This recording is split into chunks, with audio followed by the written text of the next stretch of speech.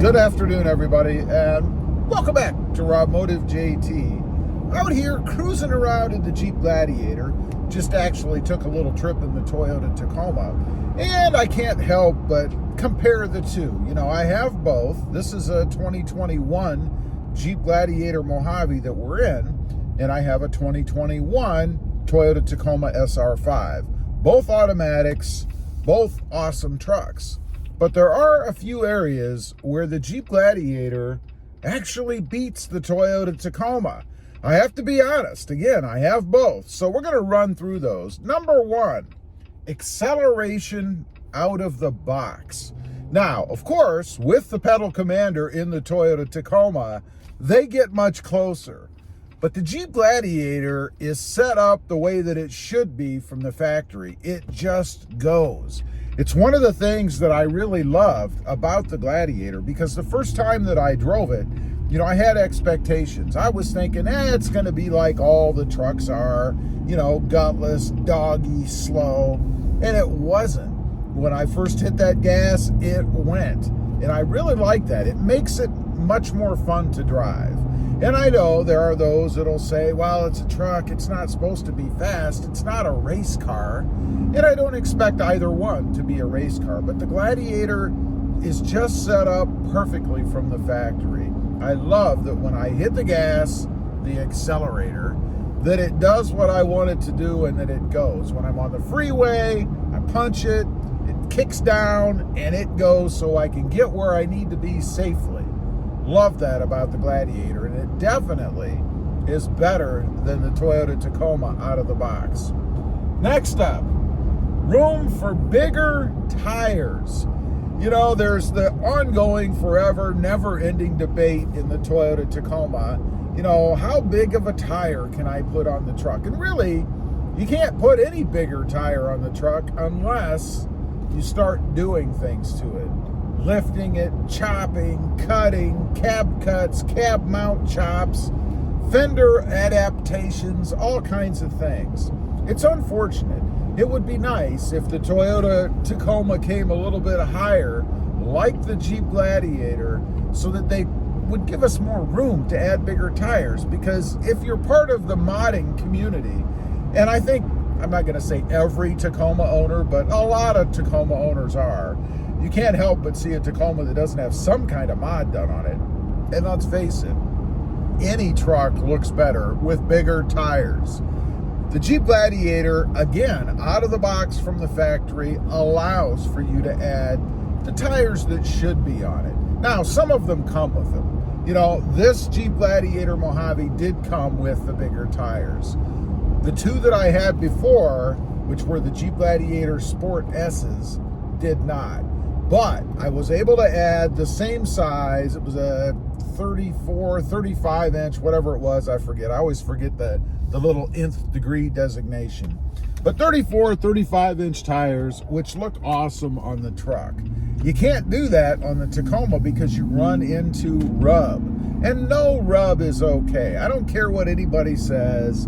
If you leave your installer after having bigger tires put on your truck and there's a rub, don't ever let them tell you it's normal.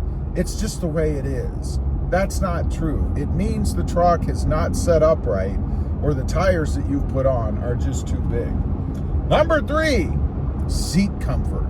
You know, it's funny to me, Toyota came out with a new 10-way power adjustable seat, and that was to address people's complaints about comfort and the adjustability of the seat. But even after that, still today, I hear a lot of complaints about the seats in the Toyota Tacoma, the driver's seat particularly.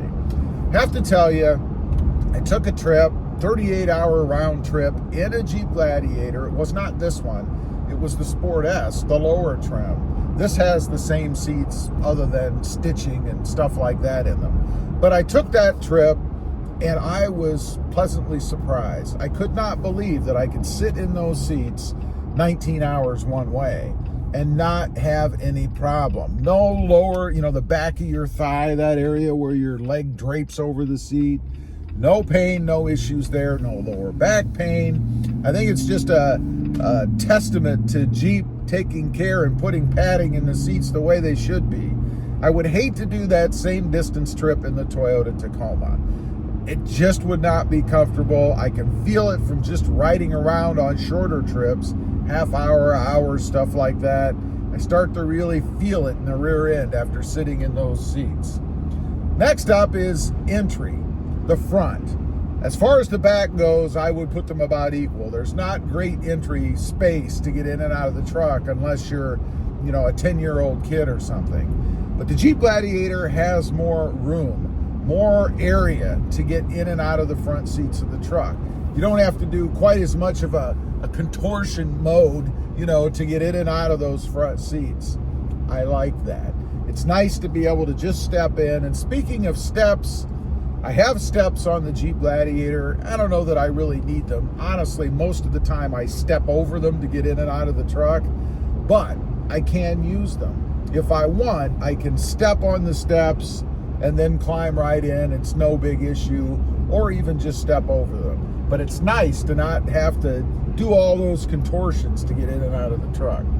Number 5, open air. Part of the allure of Jeep, I think, is just the fact that you can take things off if you want. And you don't even have to take everything off, although you can. You can remove the whole thing so that you're full open air. Me, I have the Sunrider soft top up here. I can flip it back. I have full openness above me and the passenger. Just gives you that freeing feeling, right? Now, of course, you can get a Toyota Tacoma with a sunroof, but honestly, it's just not the same thing. It's not that same level of freedom, I guess, that you have with a Jeep. Again, I think it's one of the biggest attractions of buying a Jeep.